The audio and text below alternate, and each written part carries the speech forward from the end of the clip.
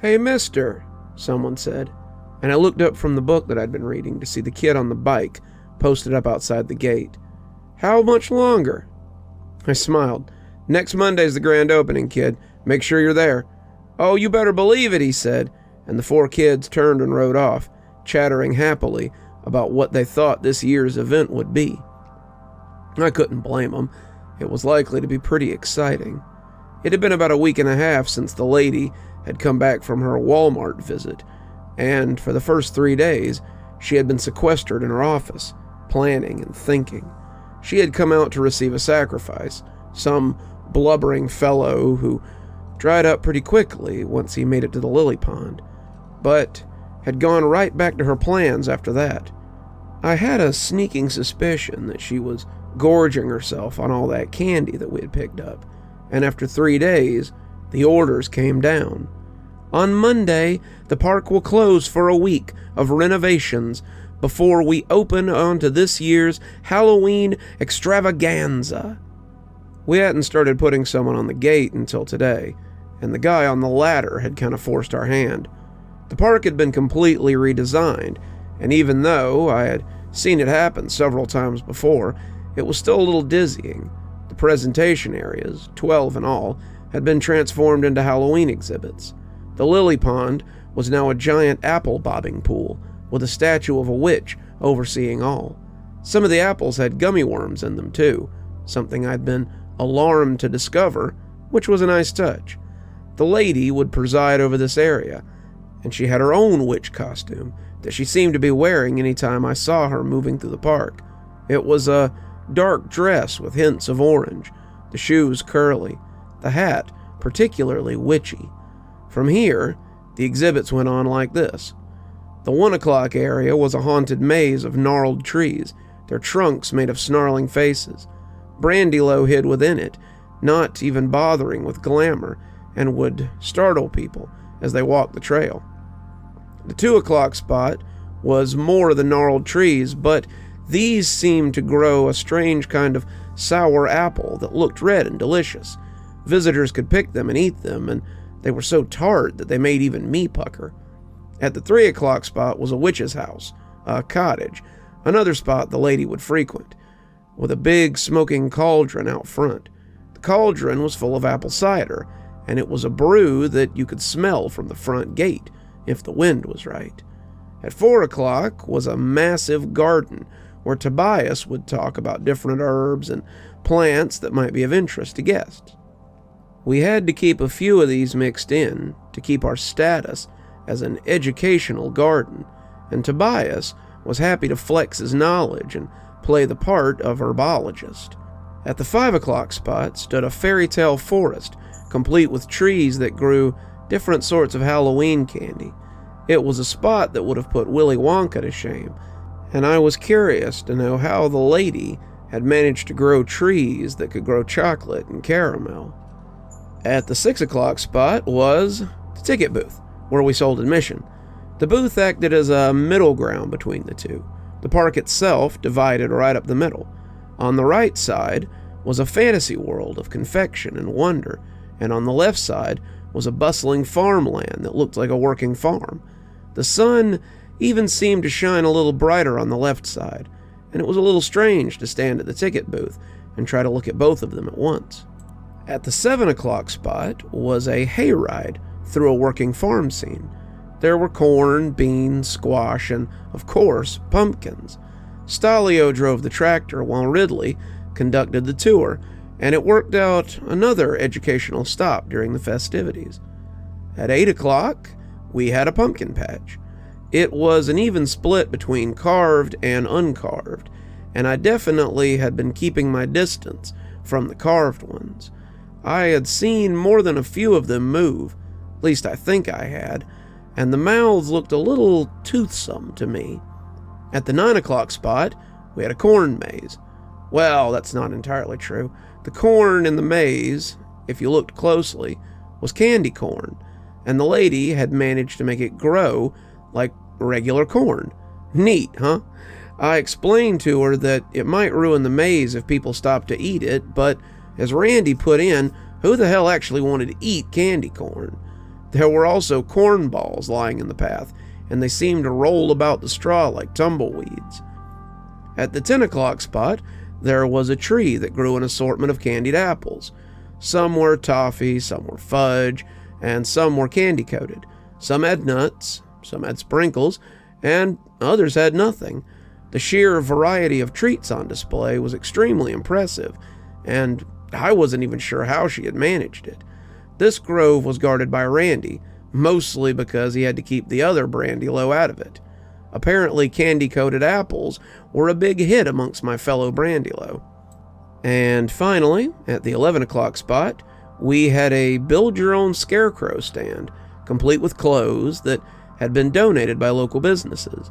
There were large bins surrounding the bales of hay. The kids, or adults, or whoever, could come up and stuff the clothes with hay to their heart's content. And afterwards, there was a contest twice a day for the best scarecrow. It was fun for the whole family. And that brings us back to the 12 o'clock spot again. The lily pond was another place that had to be observed, because some of the brandy-low had taken to bobbing on their breaks. The goats could eat up to 2 dozen apples a day, if you let them, and more than one had been laid up with a bellyache. No matter how many they ate, however, all the apples and candy always came back. It was a little weird, but I supposed it would be ideal once people started coming in. All that explanation just to tell you that we had been working our furry asses off for the last 3 days. The treats, the hay, the apples, the vegetables, all grew on their own, but they did need to be placed in the appropriate spots. We had done it at night so that no one would notice the tops of trees moving, but it was very odd to direct plants around. It reminded me of the scene from Fantasia where Mickey directs the brooms with magic. Trees shambled along on their thick roots, corn stalks and pumpkin plants on their smaller ones, and all of them tried to run into each other as Brandylow directed them into place. It was done by the time the sun came up, but it had been a long night. It was Tuesday before the man on the ladder was spotted, though I guess he may have just been unseen Monday. Becky had spotted him, perched against the wall with binoculars, and she had acted like she hadn't noticed before breaking off to tell Randy. When Randy and I had snuck around, Randy tapping the bottom of the ladder and clearing his throat, the man had nearly stumbled off the end of the ladder. He had turned around, binoculars bumping his chest, and smiled sheepishly at us. "I don't suppose you'd care to give me an interview about this year's festivities?" "Nah. If you don't get out of here and take your ladder with you, you'll be watching the festivities from jail after we trespass you." The man's smile slipped as he came down the ladder. "No need for that. I'll go." He had come back this morning, but I had seen him pull into the parking lot, hence why I was still in the booth. He had seen me as well and kept going, and that had been all of it today. Border guards had become part of the daily work too, and it'd be a relief to have the place open again. All this was beginning to feel like regular work. "Hey, kid." I looked up to find Randy standing in the doorway. I checked my watch. "It's not time for me to knock off yet. I'm here till sunset, right?" "Boss lady wants to see you. She sounded pretty stressed, so I didn't argue." I marked my page and got up, not wanting to keep her waiting. "Did she say why?" Randy shook his head. "Probably looking for more ideas for the park. Maybe get her to make something that's not going to rot kids' teeth out." I told him I'd try and headed into the park. I found her in the farm area near the 10 o'clock spot. She was wearing her witch costume, but she didn't look good. She'd been working herself to the bone lately, burning her candle at both ends, and it was clear that she wanted to make this the best celebration ever. She was changing some of the candy apples, randomizing the types hanging there again and again, and when I touched her shoulder, she jumped and turned around like she might attack me. "Oh, good, I need your help. It's not enough, I need more. What else can I add? More candy? More games? More, my lady," I said, reaching out to cup one of her hands in both of mine. "You've done so much. It's enough. Just take a break."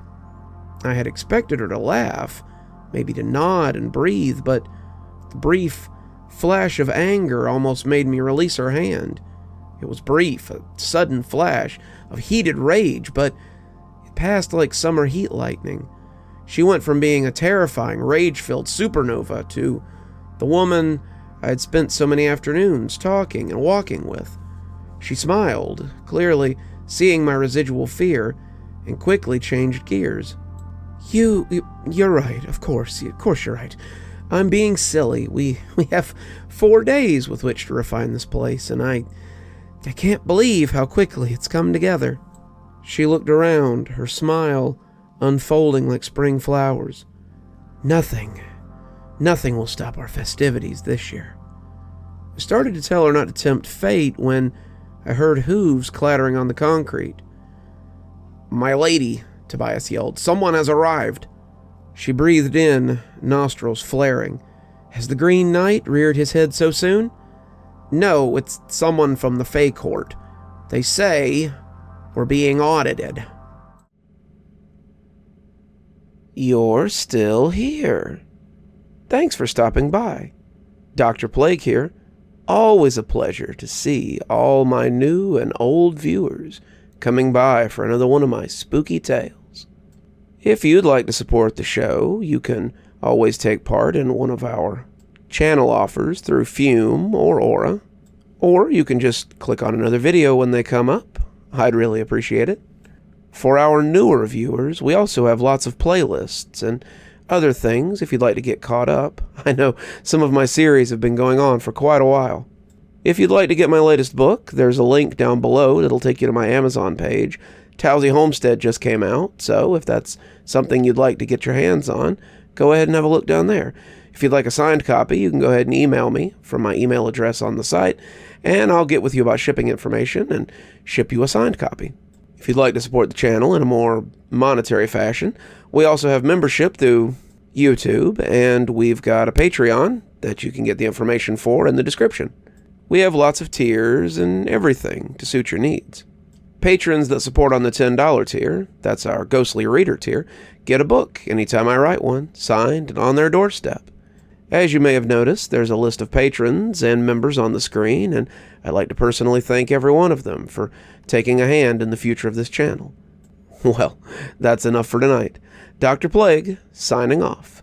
Have a wonderful evening.